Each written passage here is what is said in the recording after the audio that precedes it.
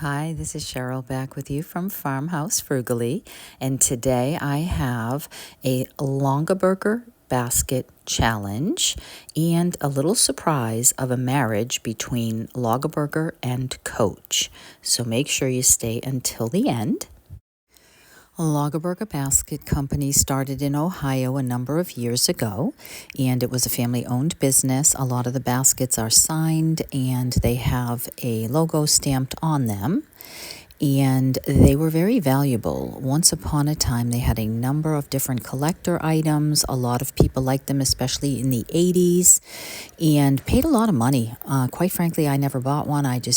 We have Peterborough Basket Company here in my area, which is just as beautiful and much, much less expensive, although these days it's going up. The Longaberger Basket Company has gone out of business, and the value of these baskets has significantly dropped to $5–10 a piece.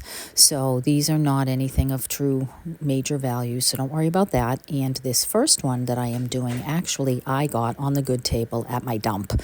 So no matter what I do to it, it was free. So what I am doing here is taking a bayberry green milk paint, and I am mixing equal parts of the powder to equal parts of the water. Mix well and then let sit. As you let that sit, it thickens, and once you get the consistency that you want, it really goes on nice. So once that has one full coat, I left the top rim and the handle natural, and I'm going to leave the interior natural for my next step. When painting a basket, I do like to use a larger, broad brush and then switch over to a small, more detailed brush to get into each of the crevices. Now, once this was completely dry, I wanted to line it. So I went into my stash, and I have saved a piece of fabric that I had from a project a number of years ago. A friend had given me when I covered over a larger cushion stool, and a little bit of this fabric left over. So I thought that might lend itself to this basket, given it is a little bit of a French country even. So I am going to see about marrying these two pieces together. So I sort of get a basic measurement going on here so that I can cut a piece of fabric larger than the basket will be. And then I end up having to cut quite a bit away because this fabric is a little bit bulky. But once I get that cut, then I am going to glue it with my hot glue gun, and I am just going to fold over the area, and then I start like upside down here. So if you glue and then you put your fold in, you'll have a more finished look when you flip it into the inside. Hope that makes sense. So you're going around and around and around, and then the corners are a little tricky on this piece, so I end up having to cut away and sort of gather 2 or 3 little gathers on each corner so that I can get the bulk of this fabric in. And then you can leave it open on the bottom, but I ended up just kind of folding a fold over into the bottom of that basket just to have that lay flat. And as I am doing this, I have to be honest, it is not my style. And so I'm like, I don't know how I feel about this. So we'll see at the end of the day here whether or not it's something that I want to keep in there, but I decided that I would at least show you. Now, I did decide to take some of the antiquing wax and to go around what I had left natural. I couldn't do that first because any of the glue would not stick to the wax, so I just had to be very careful with a rag on my finger and just rub that into the handle and all around the edge. And this is definitely, I think, spectacular with the green look. I absolutely love these two together. I had a scrap piece of that fabric left over and just added that to one side of the handle and cut the ends of that and then filled that. And I think that that's very sweet. I think with the green and that pretty rose color, it is a bit cottage, French country, even shabby chic, and so that is very sweet. However, I decided if I'm going to keep this, I don't want the fabric inside. So I removed it, used my heat gun to remove the glue, so it took me a little bit to do that. Then took the antiquing wax and I waxed the entire interior of the basket. And then I pulled out my IOD transfer, Lover of Flowers. This is the new spring release for 2024. And since I didn't wax over the green paint, this was very easy. I was able to just take my transfer stick and then just gently attach the transfer to each of the reeds on this basket. And when you attach a transfer to a basket, it definitely does crack. It definitely has that vintage feel. And if you go slow, you can get the whole transfer on. It actually works pretty well. So I just took my time and put that on. And this is so much more my style. So you'll have to let me know whether you liked it with or without the fabric in it. This rose would have went very nicely with it, whether or not I had kept that. That is how it looks now, and this is definitely something that I would keep in my own home decor. I feel like it is much more vintage, and that is definitely more what my style is, but there's two ways that you could do something with a basket like this. Before I continue on, today's challenge is hosted by Dawn at Shabby Meets Bling and by Tracy Vanover. If you are not subscribed to their channels, I have put the link in my description box for you to check that out, as well as the playlist of all the other creators who have joined into this challenge. So make sure that you look at that at the end of this video and enjoy. And then that is taking me on to my second basket. Now, I got this on Facebook Marketplace, one town, two towns over from me, and it was $10, and it is much taller. And it also has a marking, but it was maybe an anniversary edition. It has a little brass plaque on the top. They never removed the plastic, so I took the plastic off. And then it also has inside of it a fabric basket liner. Inside of that was a plastic basket protector, so I'm sure you could use that just in the basket itself or in the fabric portion of that. I'm guessing you could use that as a vase. I'm not really sure what the intended purpose was. I did flip that inside out, and it is a Longaberger basket liner, which I expected that it would be. Stay tuned to see what I end up doing with that after I show you what I do with this second basket.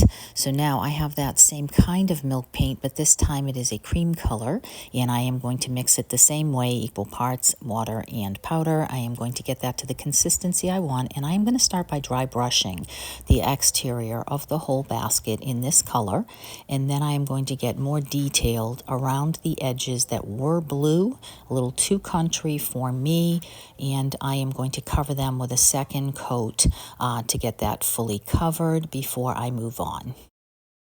Now that did take a little doing with a more fine, flat, bristled brush, but I wanted to make sure that none of that blue was going to pop through, and I'm really glad that I did take the extra time because I like it so much more without that.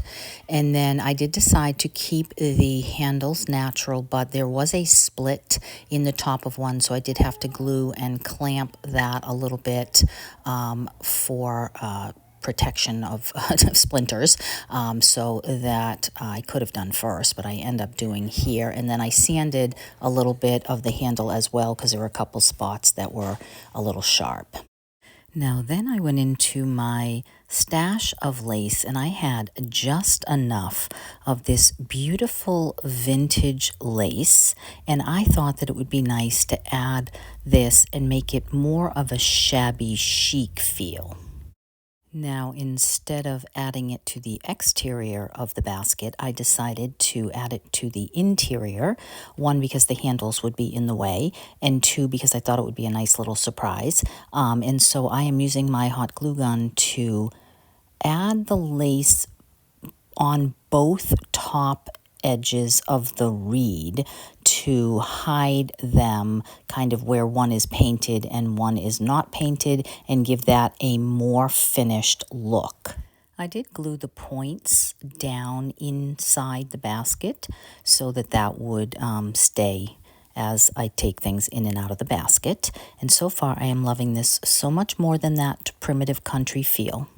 I had exactly enough of this lace to go around the front trim that used to be blue that I painted white as well. So I went around that to dress that up, and then I decided I am in for a penny. I might as well be in for a pound on this shabby chic vintage look.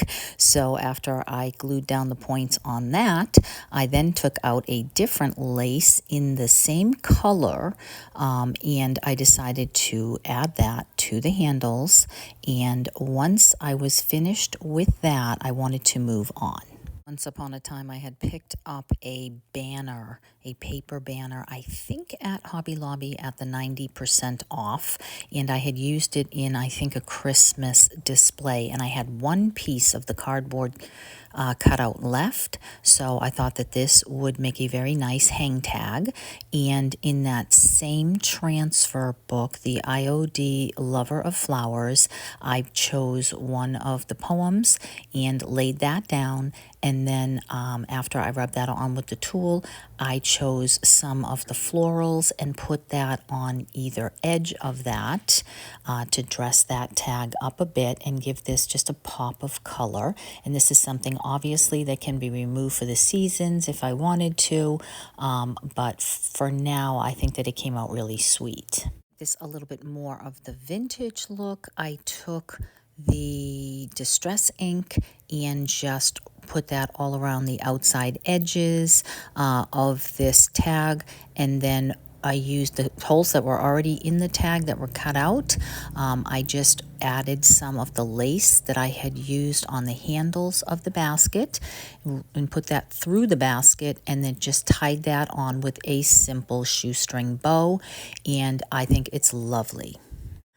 And then I took that plastic insert that came with the basket, and I put it in here, and I added some water, and I went out to my yard, and I just so happened to have a quince apple in bloom that is almost open, that had just the right color. So I filled this up and decided for the moment to use this more of a vase, and then the apple blossoms began to open as the days went by, and I think that it just looked so beautiful. I did keep that Longaberger brass on the brass tag on the front of the basket for anybody who cares about that, and I did not paint over the Longaberger logo. So here it is in my dining room, and I think it is so sweet. Now, I have for you a bonus. This is not a basket, but it is a bonus item for this video using that Longaberger basket liner. And what I did was I took the plastic insert and I traced around some cardboard, and I covered the cardboard with a piece of fabric. It didn't really matter what kind of fabric I used because I am just using this as a base, and I am going to glue that into the bottom of that basket liner.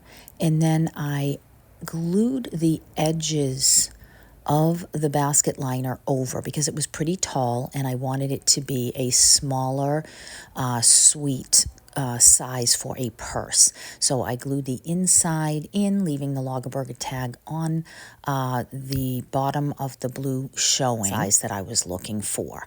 Now, I had an idea in mind, but I have to tell you that it took a while to make this happen because it had a lot of moving parts and I needed my husband's help.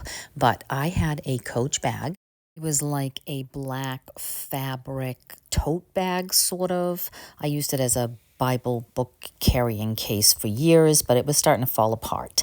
But I kept all of the parts from the Coach bag, and here I am taking one of my belts and I'm attaching the brass rings to the belt. And these brass rings are marked Coach, as well as the little tag, Coach tag, that came on that tote bag. And so is this lock that came with that black bag. So trying to figure out how I can possibly make all this work together, and it takes me a week to figure it out. I keep asking my husband, should I do this? Could I do this? Will this work? And in the end, I actually don't get it to be exactly like I want it. There's still a step missing, and I will at some point make that happen. But for this video, I do get to adhere all these pieces and parts on there just to give you a feel for what I'm going for. And then my husband opened the brass rings for me and helped me to put grommets into the fabric so that we could slip the belt and the rings into the grommet. I saved you the frustration of 20 minutes, 30 minutes of getting those grommets in the bag. But anyway, I do show you here that the Longaberger tag is in the bottom and that the Coach rings are all about it. And we attached that leather piece with a grommet as well. I will eventually get something to lock this onto the bottom. That's the piece that is missing. But I would love to know what you think about this marriage between Coach and Longaberger. I think it is absolutely adorable, and I'm actually looking forward to using this. Now, this is the interior of the black Coach bag. Initially, I thought that I would line the blue purse with this, but if I did that, I would lose all of the nice parts of this, the Coach tag and that sort of thing. So instead, what I decided to do was to glue down the stiff top with the leather and remove the zipper, giving me good structure. And then I cut this bag down to size. I wanted it to be smaller, and I didn't want the gathers on the edges. I really was looking for like a small makeup bag. And so once I had that to the size I wanted, I glued the three sides and turned that right side out. Now I wanted to also have this be able to kind of stand up a little bit and have a little structure in the bottom, so I did the same thing with this one using the part of the black Coach bag that was left, just making a little bottom out of that and gluing that and then putting that down into the bottom of the makeup bag. Now I will have to come up with a closure for this, maybe a snap or something, and that is it for this Longaberger basket refresh. And also make sure that you check out my playlist in the description box that has all of the host and creator channels in it so that you can see all of the other Longaberger basket creations. And this is such a unique and fun challenge. I'm sure that you will enjoy it. I hope that you will subscribe to my channel. If you have not, please hit like and share this with somebody that you think would enjoy. And I will see you in the next one. Thank you so much for stopping by.